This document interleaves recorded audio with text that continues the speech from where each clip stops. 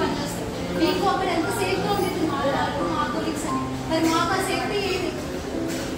మాకు ఆ సేఫ్టీ ఏది? మేము రోజు ఇలానే మీరందరూ ఇలా చేస్తున్నారు కదా, మీలాగే నాకు ఎవరు తెలియదు మీకు రైట్ పర్సన్ రాంగ్ పర్సన్ అంటే మాకు సేఫ్టీ కావాలి.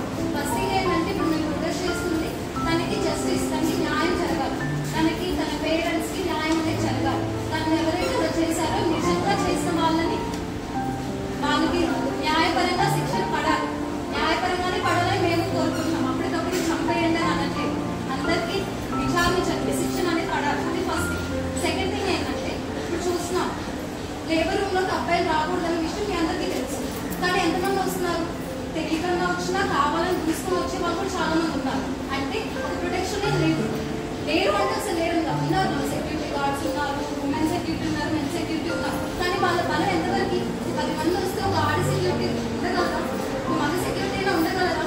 లేదు కదా. అంటే ఒక సెంట్రల్ ప్రొటెక్షన్ యాక్ట్ అంటే సేఫ్ జోన్ ఒకటి, పోలీసులు కూడా మాకు సెక్యూరిటీ ఇచ్చేలాగా ఆపరేట్ చేయాలని మా దగ్గర.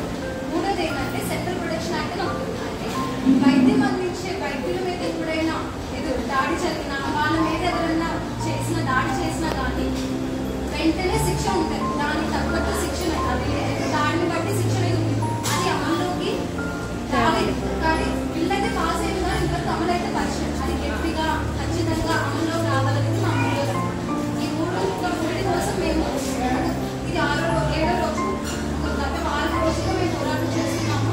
అందరికీ పోరాటం ఎప్పుడో సక్సెస్ అయిందని అందరికీ తెలిసి అందరిలోనే అవేర్నెస్ వచ్చి అందరూ కూడా మా పోరాటంలో మీరు కూడా పాల్గొనాలని కోరుకుంటున్నాం. అప్పుడే గవర్నమెంట్ సెంట్రల్ గవర్నమెంట్ లాగా అందుకనే మీరు కూడా తెలియాలని మేము ఈరోజు వచ్చి మీతో మాట్లాడాలి. మీకు అందరికీ అర్థమైనా ఇప్పుడు మేము దేని కోసం పోరాడదామని తెలిసిందా?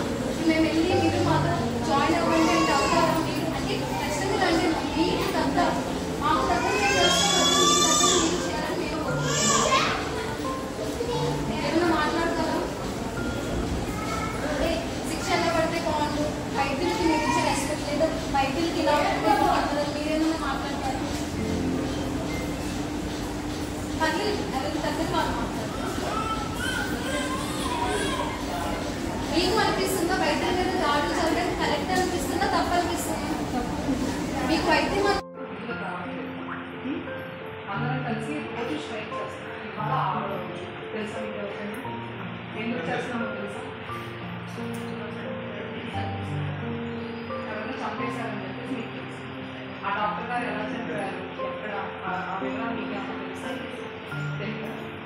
ప్రస్తుతం మన హాస్పిటల్లో కానీ, మన స్టేట్లో ప్రతి గవర్నమెంట్ హాస్పిటల్లో కానీ, మన కంట్రీలో చాలా రాష్ట్రాల్లో జూనియర్ డాక్టర్ గారు ఎప్పుడు విధులు రావట్లేదు.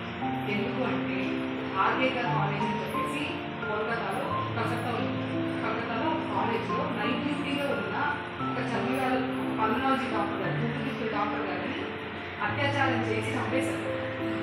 ఇప్పటికీ 6 రోజులు పైన అయిపోతుంది ఆ డాక్టర్ గారిని ఇలా చంపేసి.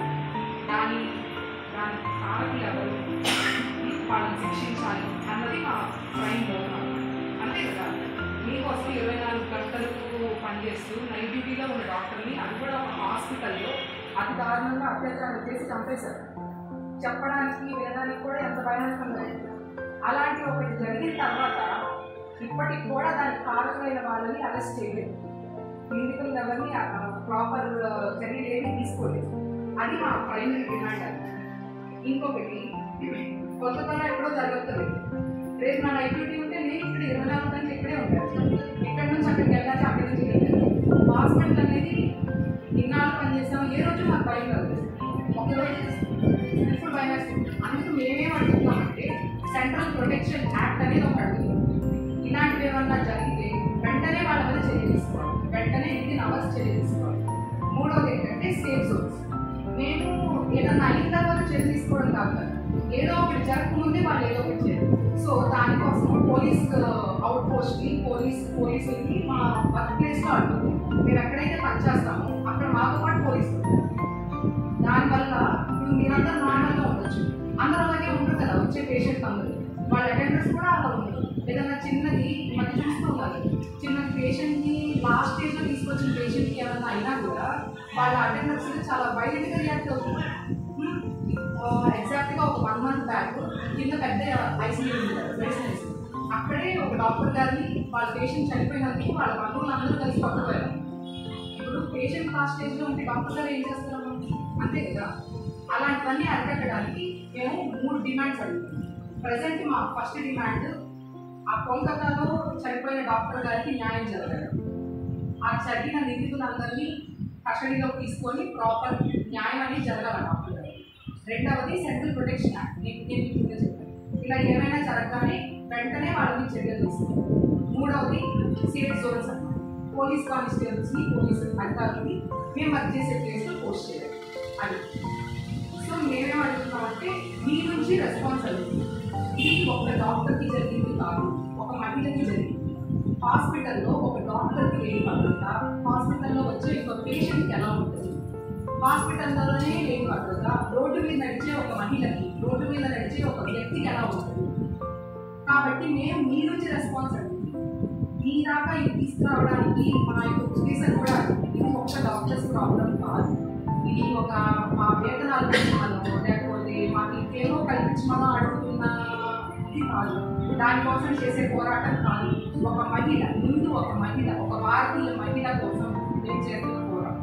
తర్వాతే ఆవిడ డాక్టర్, ముందు ఆవిడ ఒక మహిళ, ఒక రెస్పాన్సిబుల్ ప్రొఫెషన్లో ఉంటారు, లైఫ్ డ్యూటీలో ఉంటుంది, ప్రజల కోసం ఏదో చేద్దామని 6 ఏళ్ళు కష్టపడి ఎంబీబీఎస్ అయిపోయి తర్వాత పీజీ జాయిన్ అయ్యి 2 ఏళ్ళు కంప్లీట్ చేసుకొని 2వ సంవత్సరం చదువుతున్న ఒక జూనియర్ డాక్టర్ మీద జరిగిన అత్యాచారం దాన్ని ఖండిస్తూ మేము చేస్తున్నాం. ఓకేనా. మేము మీ దగ్గరికి రావడానికి రీజన్ ఏంటి అంటే మీ దాకా రీచ్ అయితే మీ నుంచి ఇంకొంతమంది రీచ్ అవుతుంది. అర్థమవుతుంది. జూనియర్ డాక్టర్ రోడ్డు మీదకి వచ్చారు అంటే వాళ్ళ మీద స్టైపెండ్ పెంచడానికి వాళ్ళ మీద డబ్బులు సరిపోలేదు అనే మైండ్ సెట్లోనే ఉంటారు. కాబట్టి అది కాదు, ఇప్పుడు పొజిషన్ అది కాదు. ఒక భారతీయ మహిళకి మీద జరిగిన అత్యాచారాన్ని మేము ఖండిస్తూ చేస్తున్న పోరాటం ఇది. ఈ పోరాటం నేను చెప్పిన 3 మాకు దక్కేదాకా, భారతీయ డాక్టర్లకు దక్కేదాకా మేము చేస్తూనే ఉంటాం. దీనికి సెంట్రల్ గవర్నమెంట్, స్టేట్ గవర్నమెంట్స్ అన్నీ ఒక దగ్గరికి వచ్చి దీన్ని మేము ఆమోదిస్తున్నామని చెప్పాలి. దానికి ఎంత టైం తీసుకుంటుందో తెలియదు, ఏం జరుగుతుందో మాకు తెలియదు. ఇప్పుడు 6 రోజులు ఇచ్చాయి, ఇంకెన్ని రోజులు, ఒక 6 రోజుల 8 రోజుల 10 రోజుల మాకు తెలియదు. అప్పటిదాకా వీళ్ళలోకి రాలేదు.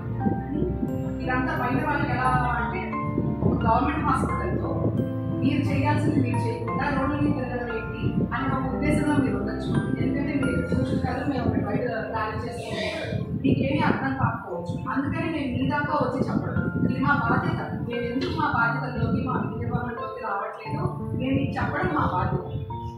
ఇది మీ నుంచి మీ ఫ్యామిలీ మెంబర్స్ కానీ వాళ్ళకు కూడా స్ప్రెడ్ అవ్వాలి.